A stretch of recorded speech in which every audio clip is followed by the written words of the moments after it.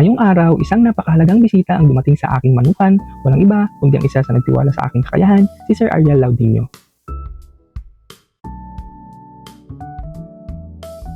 So ayan na nga, agad na kaming pumasok sa manukan. So bakit nga ba naging espesyal ang araw na to? Bakit nga ba?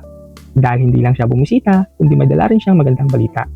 Ngayong araw kasi ay opisyal na akong pipirma ng kontrata at magiging bahagi ng pamilya Tatak Excellence. Isang brand na kilala sa dekalidad, subok at mapagkatitiwala ang mga produkto na ginagamit at pinagkakatiwalaan ng maraming gameful breeders sa buong bansa.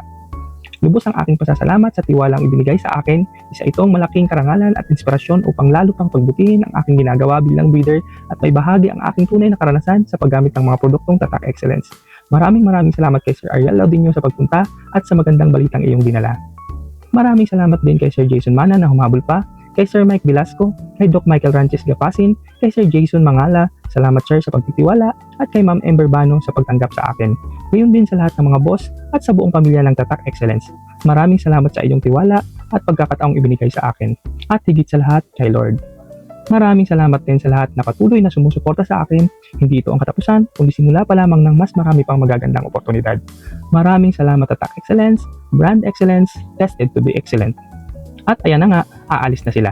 So yun lang, God bless!